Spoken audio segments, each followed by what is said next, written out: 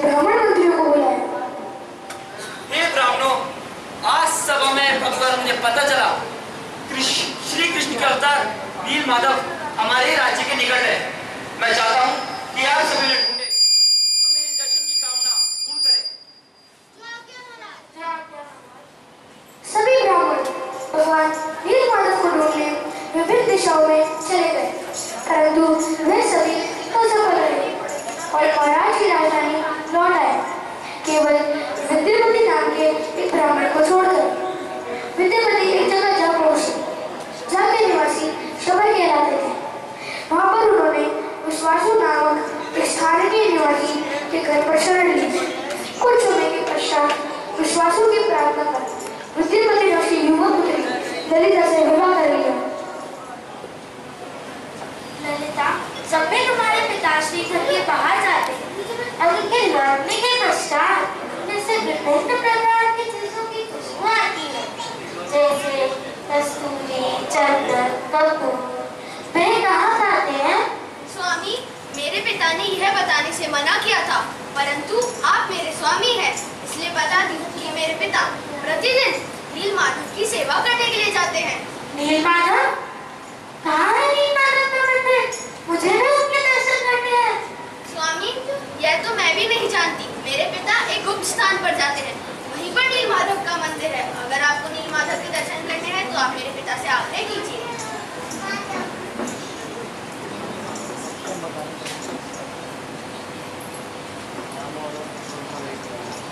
पिताश्री, मुझे भी नील माधव के पास ले जाइए, मुझे भी उनके दर्शन करने हैं। नील माधव हमारे देवता हैं और उनका स्थान अत्यंत पवित्र है। मैं तुम्हें वहां लेकर नहीं जा सकता, मुझे क्षमा करो। पिताश्री, मैं नील माधव की खोज करते करते यहाँ तक पहुँच रहा। अगर उनकी सेवा और उनका दर्शन करना ही मेरे जीवन का लक्ष्य है, अगर आपने मुझे उनके दर्शन से वंचित रखा तो मैं ये दिन त्याग कर दूंगा। ठीक है विद्यापति, अगर ऐसी बात है तो मैं तुम्हें नील माधव के दर्शन हेतु ले चलूंगा, परंतु एक बात का सदैव ध्यान रखना कि नील माधव हमारे देवता है और उनके स्थान के बारे में किसी को पता नहीं चलना चाहिए, और वहां ले जाते समय मैं तुम्हारे आंखों पे पट्टी भी बांध दूंगा। विश्वासु ने विद्यापति की आंखों पर पट्टी बांधी और उसे नील माधव के दर्शन कराने हेतु ले गया, परंतु विद्यापति बड़ी चतुराई से अपने साथ अपने कपड़ों में सरसों के दाने बांध लिए और चलते हुए इन दानों से मार चिन्ह करने लगा। देखो विद्यापति, ये है हमारे देवता नील माधव। तुम दर्शन करो, तब तक मैं नील माधव की पूजा के लिए वन से फूल और फल लेकर आता हूँ। जब विश्वासु फूल और फूल लेने वन की ओर गया, तब विद्यापति ने बहुत ही आश्चर्य कर देने वाला दृश्य देखा। एक कौवा जो समीप के पेड़ की शाखा पर सो रहा था, पेड़ से गिरकर नीचे झील में डूब गया। उस कौवे ने कुछ ही समय चतुर्भुज धर लिया और वैकुंठ की ओर जाने लगा। यह देख विद्यापति भी पेड़ पर चढ़ने लगा ताकि उस कौवे के भांति मोक्ष प्राप्त कर सके। तभी वहां एक आकाशवाणी हुई, हे ब्राह्मण, क्योंकि तुम नील माधव को देखने में समर्थ हुए हो, अतः तुम्हें यह सब महाराज इंद्रदुम्न को बताना चाहिए। विश्वासु वन से लौटता है और प्रतिदिन की भांति नील माधव की आराधना करने लगता है। मैं काफी समय से तुम्हारे द्वारा साधारण फूल और फल स्वीकार कर रहा हूँ। अब मैं अपने पर राजा इंद्रद्युम्न द्वारा राजसी सेवा प्राप्त करना चाहता हूँ। विश्वासु ने जब ये सुना तो सोचा कि मैं नील माधव की सेवा से हटा दिया जाऊंगा, इसलिए उसने अपने बेटे के पति को खत जाकर बांध दिया। यद्यपि कुछ समय बाद बेटे के निवेदन करने पर ब्राह्मण ने उसे छोड़ दिया और जाने दिया। विद्यापति तुरंत ही महाराज इंद्रदुम्न के पास पहुंचा और उनको इस खोज के बारे में बताया। राजा अत्यंत आनंदित हुआ एवं नील माधव के दर्शन हेतु चल पड़ा। विद्यापति के द्वारा देखे गए सरसों के दाने अब छोटे छोटे पौधे बन चुके थे और उन पौधों के सहारे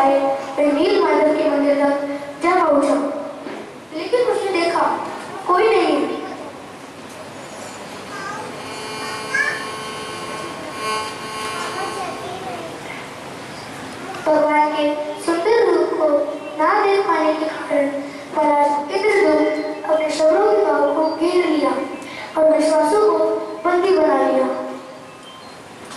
विश्वासों को छोड़ दो, नील पर्वत के ऊपर तुम एक मंदिर बनवाओ और समुद्र तट पर यज्ञ करो। वहां पर दारू ब्रह्म के रूप में तुम मुझे देखोगे, तुम मुझे नील माधव के रूप में नहीं देख सकोगे। आकाशवाणी सुनकर राजा नील पर्वत की ओर निकल गया और विश्वासों को छोड़ दिया। इस बात से कि अब विश्वासु नील माधव की सेवा नहीं कर पाएगा, वह हताश हो आत्महत्या करने जंगल की ओर चला गया। जंगल जाते हुए विश्वासु को एक बालक मिला जो पीले वस्त्र में था और बांसुरी बजा रहा था। कहाँ जा रहे हो शबर? तुमसे क्या मतलब बालक, तुम नहीं समझोगे। मैं समझाता हूँ विश्वासु, तुम कहाँ जा रहे हो, पर तुम्हें आत्महत्या करने की कोई जरूरत नहीं। भगवान नील माधव दारू ब्रह्म के रूप में यहाँ नील पर्वत पर स्थापित होंगे और वहाँ जाकर तुम्हें उनकी पूजा करनी। इसलिए हे शबर, आत्महत्या मत करो और राजा इंद्रदूत के मंदिर बनाने की प्रतीक्षा करो। आप कौन हैं? मैंने आपको नहीं पहचाना। आप इतना सब कैसे जानते हैं? समुद्र तट पर राजा इंद्रदूत ने यज्ञ किया।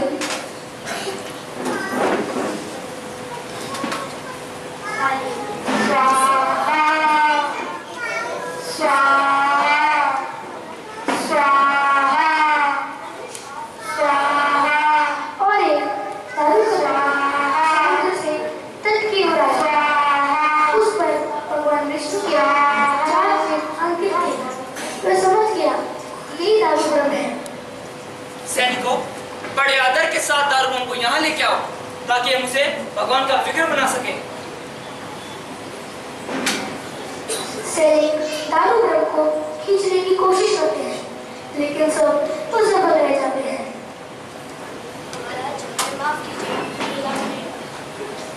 लगता है भगवान मुझ पे क्रोधित है। अब मेरे जीवन का कोई महत्व नहीं। सैनिकों, कुछ आकाश लाओ। अब मैं जल त्याग कर इस शरीर का समाप्त करना चाहता हूँ। तभी वह एक और आकाशवाणी हुई। राजा नील माधव के भक्त विश्वासु शबर को बुलाओ। सिर्फ वही है जो दारू ब्रह्म को यहाँ ला सकता है। सैनिकों, शबरों के गांव जाओ, वहां से विश्वासु को लेके आओ। सैनिक विश्वासु को लेकर आते हैं। प्रणाम महाराज, बताइए आपकी क्या सेवा कर सकता हूँ? विश्वासु, तुम भगवान नील माधव के परम भक्त हो और अब जब भगवान नील माधव दारू ब्रह्म के रूप में प्रकट हुए, तुम ही उन्हें समुद्र से निकाल के ला सकते हो। जाओ और भगवान दारू ब्रह्म को सम्मान के साथ यहाँ लेके आओ। जो आ गया महाराज। विश्वासु दारू ब्रह्म को लेकर आते हैं।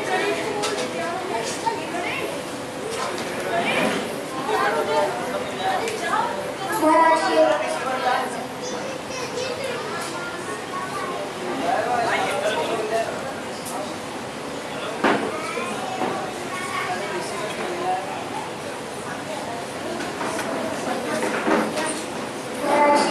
सभी कारीगर मूर्तिकार भगवान के विग्रह बनाने के लिए दारू ब्रह्म पर चेन चलाते, परंतु चेनी टूट जाती।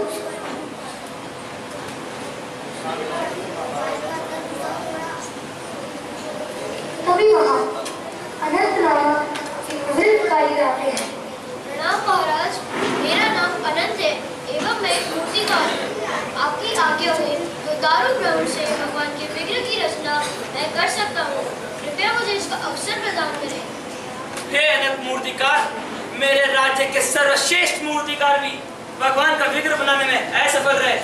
जब भी उन पे छेनी चलाते, उनकी छेनी टूट जाती। तो तुम इतनी वृद्धावस्था में कैसे कर पाओगे? आप चिंता न करें महाराज।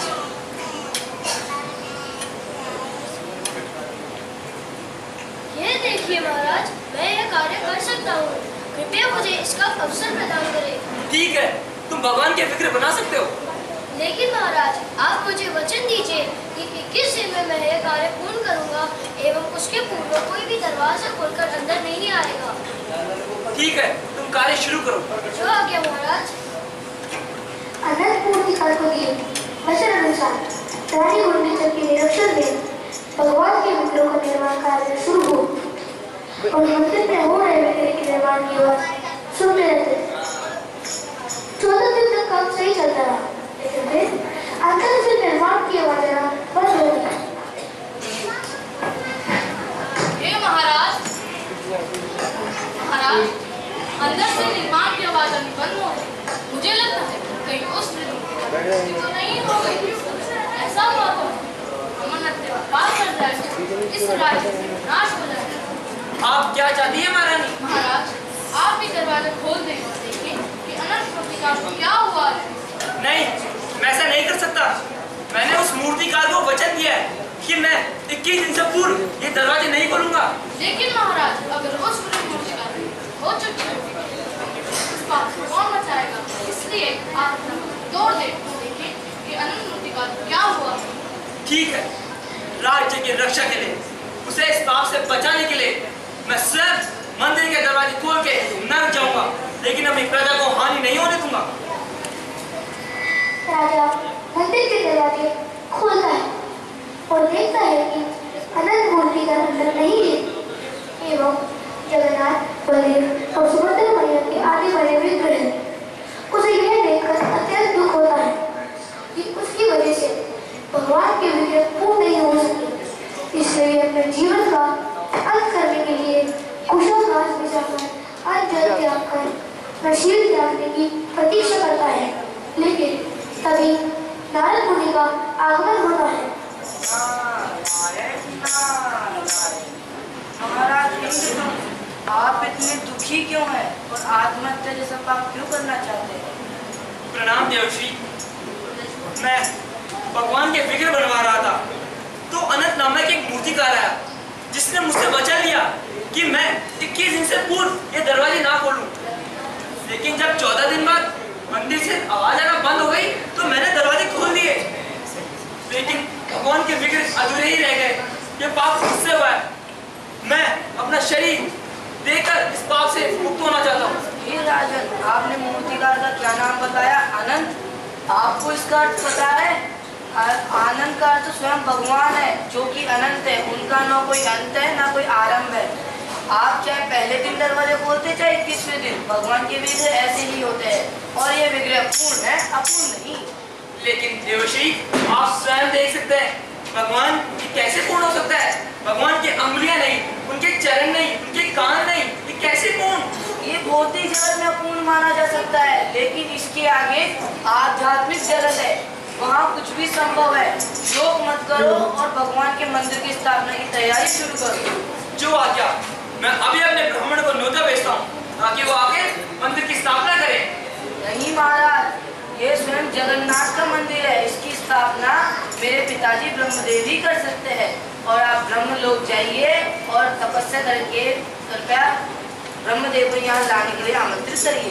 ठीक है, मैं अभी तपस्या के लिए निकलता हूँ। नारायण नारायण।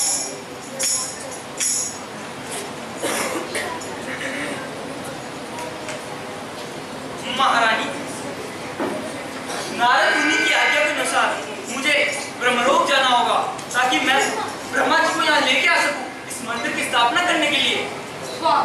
हम लोग जाकर समय लगेगा। इस बार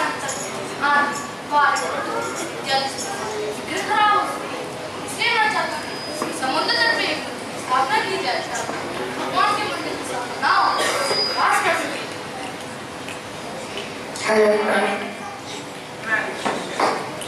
अगर आपकी इच्छा इस मंदिर की स्थापना करने की है तो आप उसे कर सकती हैं, लेकिन मुझे तपस्या के लिए निकलना होगा। राजा इंद्रद्युम्न ब्रह्मा जी को आमंत्रित करने के लिए ब्रह्मलोक चले गए एवं बनाने गुंडीचा ने समुद्र तट पर भगवान के लिए एक मंदिर बनाया जिसमें शिव जी सुरक्षित रह सके। समय बीता। पहले तो भगवान का मंदिर मिट्टी से ढक गया और पहले राजा सूर्यदेव, बाद में काल माधव क्षेत्र के राजा बने। काल माधव ने मंदिर को मिट्टी से बाहर निकाला। कुछ समय पश्चात राजा इंद्रद्युम्न ब्रह्मदेव के साथ श्री क्षेत्र पहुंचे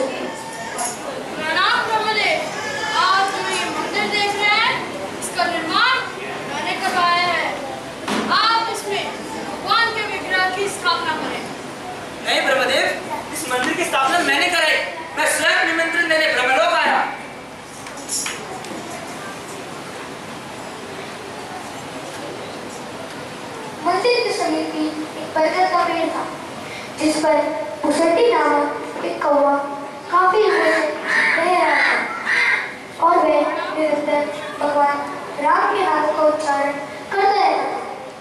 ब्रह्मदेव ने उस कौवे से यह जानकारी ले ली कि मंदिर का निर्माण किसने कराया है। तुम इतने युगों से यहाँ रह रहे हो, तो तुमने तो देखा ही होगा कि इस मंदिर का निर्माण किसने कराया। इसलिए मुझे बताओ कि इस मंदिर का निर्माण राजा इंद्रद्युम्न ने कराया या राजा गालमाधव ने? प्रणाम ब्रह्मदेव, इस मंदिर का निर्माण मेरे ही सामने हुआ है। मैंने देखा है कि इस मंदिर का निर्माण राजा इंद्रद्युम्न ने कराया था और राजा गालमाधव ने इस मंदिर को देश से बाहर निकलवाया। गालमाधव, तुमने मुझसे सत्य छुपाया, इसलिए मैं तुम्हें आदेश देता हूँ कि तुम मंदिर के क्षेत्र से बाहर पश्चिम दिशा की ओर इंद्रद्युम्न सरोवर के निकट रहोगे। हे प्रभु, मैं आपसे प्रार्थना करता हूँ कि आप इस मंदिर की स्थापना करें। यह क्षेत्र स्वयं भगवान की अतरंगा शक्ति से प्रकट हुआ है और इसे स्वयं भगवान प्रकट करते हैं। इसलिए मेरी शक्ति के बाहर है कि मैं इधर मंदिर की स्थापना करूं। मैं भगवान जगन्नाथ एवं उनके प्रति भौतिक जगत में विद्यमान है, इसलिए मैं मंदिर के शिखर पे ध्वजारोहण करूंगा और यह वरदान दूंगा कि जो भी मंदिर के ध्वजा पर आएगा और दंडवत प्रणाम करेगा वह सरलता पूर्वक मुक्ति प्राप्त कर सकेगा। मंदिर की स्थापना के पश्चात उसी रात्रि को इंद्रद्युम्न के स्वप्न में स्वयं भगवान कृष्ण आए। राजन, मैं भगवान जगन्नाथ के रूप में यहाँ नीलांचल में सदा विराजमान रहूंगा।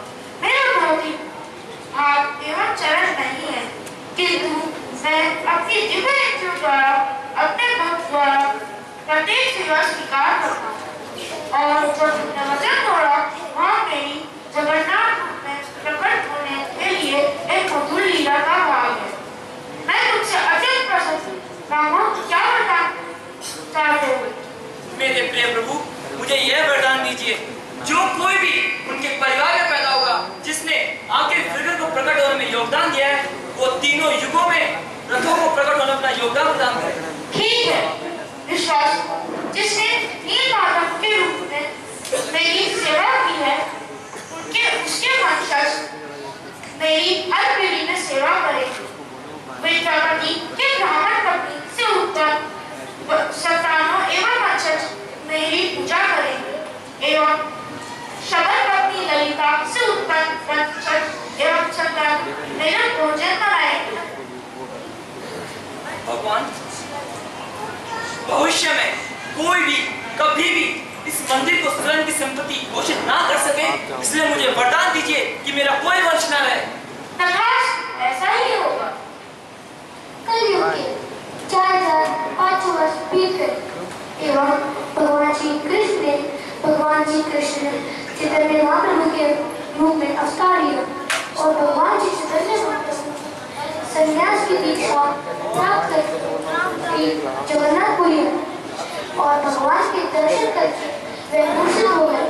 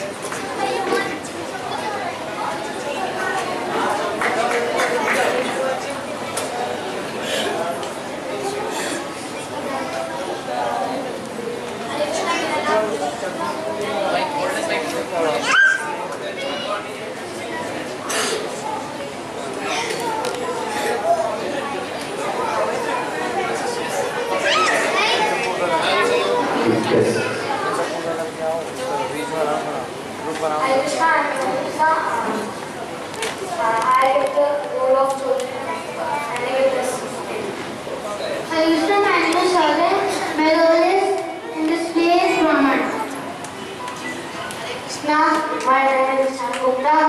I am standing in this play. Hare Krishna, my name is Nikhil Kumar Gupta. I play Gaal Madhav in this play.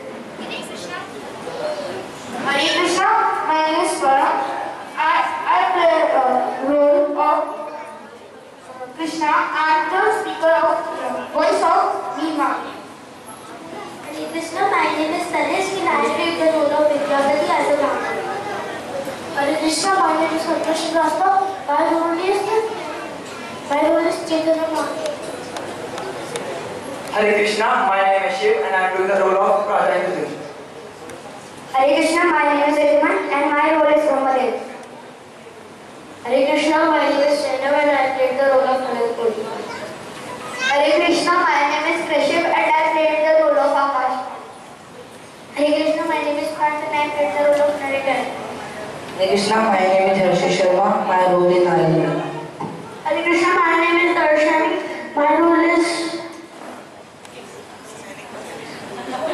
Karigar. Hare Krishna, my name is Anil and I was the coordinator of the play and also I played the role of Vishwas. Hare Krishna, my name is Pavitra. I am the director of this play.